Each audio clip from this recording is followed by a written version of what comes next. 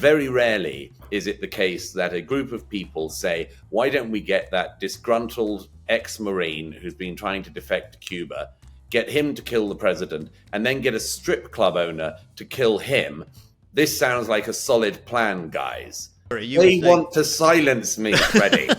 They're trying to silence me, but I will not be silenced. Hello and welcome to Spectator TV. Today I'm going to be talking to the Spectator's very own Douglas Murray about the JFK Files, and perhaps we'll move on to some other matters. Douglas is here. He's written his column in this week's excellent magazine, by the way. I'll flash the cover of the magazine because it's so good. He's written an excellent column, the headline of which is JFK Conspiracy Theories Won't Be Killed Off. Now, Douglas, you're not a conspiracy theorist at all, it seems, when it comes to the JFK assassination and the recently released CIA files, all 63,000 pages of documents, have not persuaded you otherwise. Well, first of all, no, I'm not a conspiracy theorist in general. Although, as I say in the column, I mean, we do live in an era of conspiracy thinking, for sure, which the internet, multimedia, and much more of just social media have managed to metastasize as a tendency.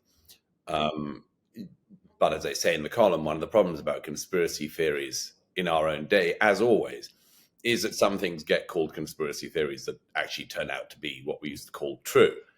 And that's definitely something that people notice. But no, when it comes to the JFK assassination, I've always thought this is one of those cases like the death of Princess Diana, where you get a whole industry of people who essentially can't cope with or don't want to cope with the randomness of life and the precariousness of life, even of the world's most famous people, and come up with very elaborate and interesting theories about what has happened. And with the JFK files, we've been told for years that there would be stuff that had been held back and that it would be a real zinger when we learned about it. And since President Trump's order to release the remaining files on the assassination of President Kennedy, we now know almost exactly what the Dallas police knew within a few hours of the shooting 50 years ago. And that's already disappointing some people. And as I say in the piece, you can never kill conspiracy theories because they are by nature self-reinforcing. If the evidence isn't there, it means that there is evidence that's being kept from you still. And conspiracy theories tend to gravitate towards the Jews, and certainly with the JFK assassination attempt, before in the sort of drumbeat in the build-up to the release of these files, there was a lot of talk online and elsewhere in print, in some places in print, about the fact that Mossad may have been involved in the assassination of JFK, that it has something to do with Israel acquiring nuclear weapons. What did you make of that? Did you just think that was typical Israel hatred? Well, that's sort of corners of the internet who will always go there. I noticed that the very day that the files were released, when nobody would have had time to go through even a fraction of the documents, various online figures were immediately doing live chats, saying things like, Mossad, the CIA, and JFK assassination. There's a reason for that, which is that if you do that, you will get quite a lot of people coming to your chat. Whereas if you say, with all due respect, guys, I'm going to read through all of these documents or even a portion of them, and then I'll report back.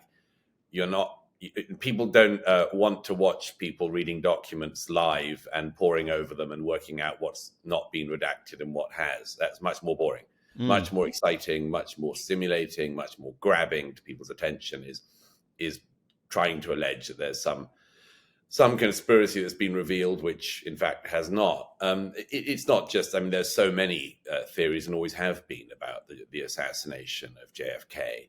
And as I mentioned in the piece, one of the things that has happened with it over the years is something which I've always found very interesting about genuine conspiracy theories in general, which is you can not only never dampen them down, but there are certain techniques that conspiracy theorists get hooked onto. For instance, they will claim that there's no way that somebody could have fired the shots from the distance that Lee Harvey Oswald was at in the book depository and hit the president. People will claim things like, I know he was in the Marine Corps, but he wasn't that good. In fact, the magic bullet, as it's called. Yeah. Yeah, I mean, in fact, as we know, Lee Harvey Oswald was actually, when he was in the Marine Corps, reckoned to be a pretty good sharpshooter. Mm. And the distance from which he shot and indeed killed the president was significantly shorter than the distance between the shot taken at President Trump in Butler last year. So, but that's a classic one. Conspiracy theories in general rely on this sort of thing. People who were doing conspiracy theories about the 7/7 attacks, for instance, on the London transport system, would always seize on things like, well, the train that the bombers were alleged to have been on was leaving Luton at 6:32 in the morning, and the 6:32 didn't leave. And anyone who's a normal person who's taking a moderate interest in it will be flummoxed because they're not an expert on Luton train timetables, and therefore they feel sort of as if they're being outfoxed. It's the same thing with 9/11 conspiracies. It's always that they will focus on details of the story which they believe are the great tells, and in fact, very often, and certainly in the case of the JFK files, what they think are the very exciting missing facts aren't there. People will even now say things like, well, Lee Harvey Oswald didn't confess to the cameras when he was there before Jack Ruby killed him. And again, it's like, interestingly enough, human beings behave strangely, particularly people who've just shot the most famous person in the world. Yes. I think what strikes me about the story is that obviously the CIA, these files were not released for a long time. And then when bits of them were, they were quite heavily redacted. And so that obviously feeds suspicion, and conspiracy theories feed off a lack of transparency. And there is also this very American obsession with classification and redaction. And it's a very American federal government thing. We've had lots of stories in the last few years that are to do with classified documents and to do with redaction. And a lot of people read conspiracy into it, where really I think it is just a sort of a particularly American fetish. Well, it's very interesting, isn't it? Because in the case of the JFK files, and I sort of know this from a bit from speaking to people who are in Trump's first administration. The passages that were still redacted turn out to be things like the social security numbers of various people. So, in other words, the bit of the page that people are hoping says, and this is when LBJ said we've got to kill JFK, actually is just someone's social security number, which is rather boring. Certainly, if you're hoping that the great cathedral is going to fall down. In fact, the passages and the pages that have been redacted before in the JFK files significantly appear to be the CIA trying to make sure that their operational tactics, including following Lee Harvey Oswald, who of course tried to defect not just to Moscow, where he tried to kill himself, but also to Cuba, that they didn't want to know the techniques they were using to monitor him, and probably to some extent didn't want it to be known that he was on their radar and they missed him. And what's fascinating about that, for anyone interested in conspiracy theories, is that by doing that, inadvertently the CIA massively increased the conspiracy theories about their own involvement. The people who have studied these things in the past have quite often, actually, as I understand it, given advice to the federal government and federal government agencies that this is precisely why they should be more upfront and less secretive about things, because the more that you do cover over a story, or the more you try to hide things and don't explain why you're hiding them, the more you fuel whole industries of people who will come up with explanations, including that the federal government did it.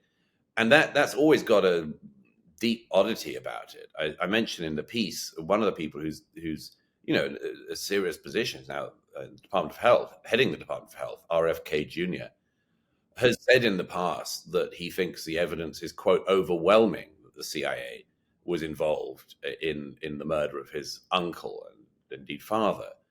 And there are lots of personal reasons, I'm sure, why he feels that. And I think there's lots of psychological reasons you can put onto it. But as I mentioned in the piece, I always thought that was rather odd in itself, because if I lived in a country where I believed that the authorities managed to kill not just my father, but also my uncle, I'd hot-footed out of that country quite fast. Yeah. And there's a lot of stuff in the ether. I agree with you to some extent. It's become an American thing, and I think this is in part, and it should be in the future, something that the government thinks about. I think it's in part because of the nature of holding information back and not explaining why. And then, just finally on that, I mean, I was very struck, and I say in the piece that, it's not like the conspiratorial mindset is onto nothing, because we have seen, for instance, just the news last week that Richard Dearlove, the former head of MI6, as early as early March 2020, told the British government, the Prime Minister Boris Johnson, that it was almost certain that the COVID-19 virus had escaped from the lab in Wuhan that was working on creating precisely such viruses. So the British Prime Minister officials knew that, meant their American counterparts knew that. And throughout that era, everybody, including me, who was saying it seems more likely that the virus came from the lab that was working on exactly these viruses, was called a conspiracy theorist. And unless you believe that it was because of that the virus actually came from Chinese people eating bats, which itself was a rather more unpleasant explanation, actually, then you were some kind of conspiracy theorist. That has fallen apart only in 5 years. I mean, not that it needed 5 years, but the claim that the lab leak was a conspiracy theory has fallen apart in our time, in relatively short order. And it's inevitable that if you've seen that happen with one thing, you'll see it with others, and you'll believe that it's rife everywhere. And I don't think it follows that just because our governments covered up the origins of the COVID-19 virus, they also killed JFK, RFK, and almost everyone else.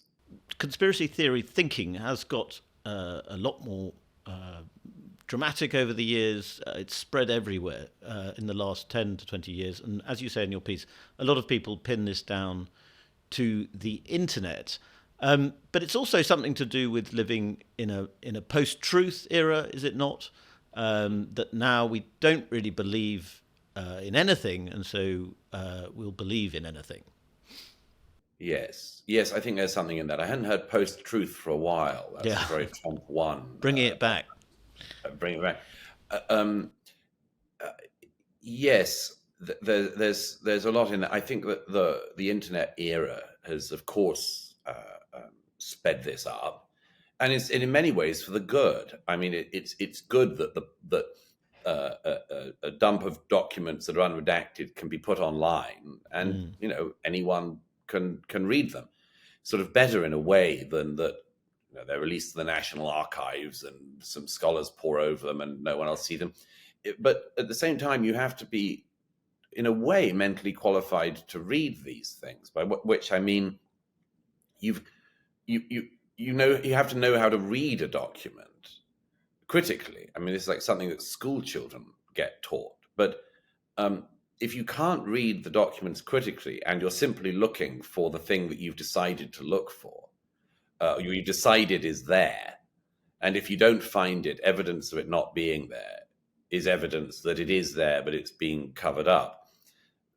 This is something that the age of the internet certainly is encouraging. People will say things like, "I've done my research," and you want to go, "Oh yeah," and but in the end, it comes down to, as I say toward the end of the piece, I think it comes down to very often, and this is, nobody can be an expert on everything. None of us are. And the overwhelming amount of material and information that's out there on any story that happens is something which is clearly overwhelming for most people. A simple way to try to wade your way through that, without doubt, is to decide that there's a group of powerful people. They can be CIA, they can be the Jews. Lots of people are landing on that one again, as you mentioned. It can be almost anything that a conspiratorial mind will seize on a group of people who they believe are running the world. And as I mentioned in the piece, one of the things about this that is unpersuasive to me, at any rate, is the fact that those people seem to be unaware that the world isn't run like that. And that there is never the room in which, that if you see politics up close, as you and I have, and a lot of journalists have, you'll know that most politicking is people panicking to get on top of the thing that is happening a few hours before and failing to do so. And very rarely is it the case that a group of people say, why don't we get that disgruntled ex-Marine who's been trying to defect to Cuba, get him to kill the president, and then get a strip club owner to kill him? This sounds like a solid plan, guys. Yeah. It sounds like the deep state are trying to hack into your room, Douglas. I'm conscious of that, and I'm being wiretapped, as we say. That's because they don't want the truth to come out, Freddy Gray. Well, let's get it out before they get to you. I think what you say about, I'm sure that's right, that people, it's a way of making sense of a very complicated and confusing world. But I wonder if it's also sort of more nihilistic than that in a way, because I often talk to people who are quite into conspiracy theories. I can be a bit into conspiracy theories myself, I must admit. And it's because it's more fun in a way. It's more, yes. It's more like a film than reality. And it can, you talked about people doing their own research. People love assembling facts together by themselves on the internet because it's entertaining. Yes, I agree. There is a sort of obvious entertainment factor, and the idea that life or anything else will be explained, and it gives it a certain purpose. Yes, it's rather disturbing, isn't it, when you think about it, that a horrible killing of a president should end up with so many people navigating the nature of ballistic exit wounds and things like that, and sort of enjoying it, and much more. But yes, it's definitely much more interesting. I can already sense it from the column that I've written that some readers will be disappointed that I'm one of the people who's trying to stop the fun. Yeah. Their fun being the assassination of an American president. Are there any popular conspiracy theories that are still considered conspiracy theories that you yourself buy or you're interested in? Gosh, that's a good question. No, I mean, I'm interested in why people land on certain ones. And by the way, there's one that's fascinating to me, which is the growth of the moon landing conspiracy. Oh yeah. That is, and again, this is a very interesting and uniquely American one, which is that America manages to send astronauts to land on the moon. And then years later, other Americans decide they faked it and they didn't do it. The reason why I find the moon landing conspiracy absolutely fascinating, I don't buy it, but one of the reasons I find it absolutely fascinating is if you look at Soviet Russia, or indeed Russia today, they also send astronauts into space. But they're proud of it. And of course, the people who believe the Americans didn't land on the moon, you've got to say, well, do you think that the Soviets got up there? And like, was everyone fibbing about it? But what it really reveals is, in any normal, healthy society, the fact that your society had achieved something so extraordinary as landing on the moon would be something that you would celebrate. And Buzz Aldrin and the others would not be being defamed by their fellow Americans in the belief that instead of risking their lives to an incredibly dangerous and heroic mission, they actually were sort of sitting in a studio faking it. It points to something very interesting, which is and I find this particularly interesting when it happens on the American right, is that it actually hits on this nerve of, we're not good as a country. We're not good. We didn't make it to the moon. We faked it in a studio. Yeah. But that's a pathology which is fascinating, because it's very counter to the natural thing, which is, I'm proud of my country. I'm proud we have done great things. Yes. Well, do you think Americans are learning self-hatred? Because we Brits have been doing self-hatred for quite a lot longer. We're ahead of the game on that front.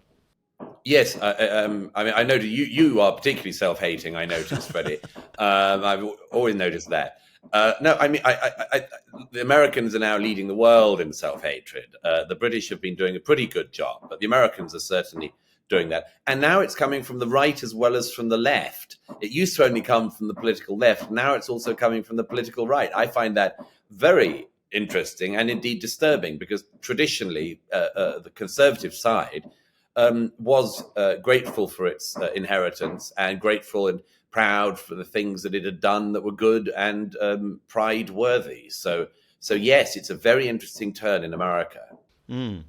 It's also a kind of reaction to being lied to, as you said earlier. It's what should be the journalist reaction, which is, why are these lying bastards lying to me? Should be the reporter's first reaction. But actually, as you hinted at earlier when you were talking about COVID, what a lot of the public can see is that there's a collusion between the media and political establishments, scientific establishments. Absolutely. When they need to convey a narrative. And a lot of people feel that they are being PR'd. They're not reading journalism. And they're right. And they're right. They're exactly. Right. Yeah. There are multiple publications that are completely dishonest in the way in which they report the news. And I mean, America is filled with such publications, papers and channels which say things that are put through a specific spin and a specific lens before they arrive on your breakfast table. And the interesting thing about that in recent years has been that the public in America in particular, they're really wise to that. They're really wised up to it. They know that what they're being told is being spun. And they're right, and there have been, I mean, how many years did MSNBC and others and senators and congressmen and newspapers of record like New York Times, how many years did they tell us that they were sitting on the evidence and it was going to come out any moment that President Trump was colluding with Russia, and that he'd been colluding with Russia to steal the 2020 election, the 2016 election? That one's making a comeback at the moment, interestingly. That is making a comeback. Yeah. But they told us 8 years ago that they were all over this and that it was imminent. At any moment.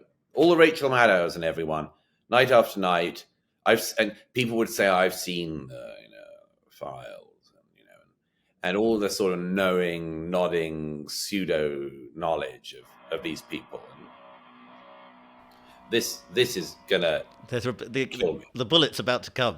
Yeah, I'm gonna be killed live on Spectator. It'll do a lot of views. But you've got to know who did it, and I'm about to tell you. Where were we? Sorry, They want to silence me, Freddie. They're trying to silence me, but I will not be silenced. The truth will come out. Sorry, carry on, Douglas. Where were you? I can't. We can't do it. We should probably wrap. Douglas Murray, it's always fascinating to talk to you, particularly about conspiracy theories, and we should resume this discussion at some point in the future, if they let us. if they let us, so we're not silenced. Okay. Thanks, Douglas. Thank you, buddy.